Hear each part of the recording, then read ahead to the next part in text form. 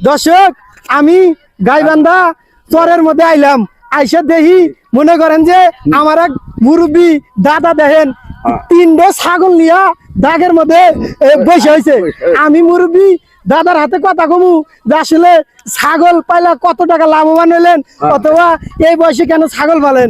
দাদা কি আছেন? ভালোই আছেন? যাক খুশি হইলাম হই না, নবীর সুন্নত আঁকছেন। এই যে আপনি যে এই বয়সে যে ছাগল পাল দিচ্ছেন, আপনি ছাগল পেলে কি লাভবান হয়েছেন?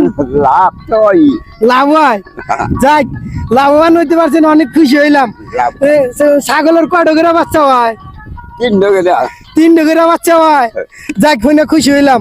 তাহলে এই বাচ্চা পোলাবান আপনার কয়জন?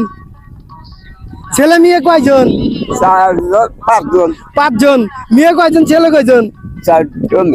4টে মিয়া আর একটা বলা। দেখেন চাষা 4টে মাইয়া একটা বলা। যাক আল্লাহ তো একটা ছেলে দিছে। চাষার কথা হই না খুবই ভালো লাগলো। চাষা দেখেন এই বয়সেও সুন্দর সুন্দর গান শুনে, ঠিক না? যাই হোক চাষার জন্য সবাই দোয়া করবেন। আসলে কথাই আছে, মানুষ যদি বৃদ্ধ হয়, যদি কর্ম করে খায়, কখনো মনে করেন যে খাটে বান্ধা গাড়ে থাকে না, ঠিক না দাদা? যাই হোক দাদা অনেক কথা কইলাম, আপনার কথা কইনা আমার কাছে অনেক ভালো লাগলো, ঠিক আছে? যাই দাদা। আচ্ছা সবাই একটু বলেন তারা কি একটু ছাগল বেড়া পালবো কিনা, ছাগলের মধ্যে লাভ আছে কিনা? লাভ আছে না? আমার না ওই যে দাদা মানুষ কয় ছাগল বলে পাগলে, ছাগল যেখানে কাম জমাজে অনেক বলে বেশি বেশি যায়।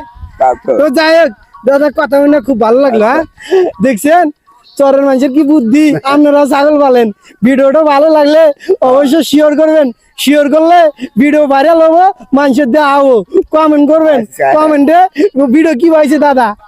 দাদা আপনারা কোন যে শেয়ার করেন, শেয়ার করেন, লাইক করেন, কমেন্ট করেন। যাক আমার দাদার কথাটা তোমরা আল্লাহ শুইনো, একটু কমেন্ট করো, ভালো থাকো। এটা হলো গাইবান্ধা চর অঞ্চল জায়গা।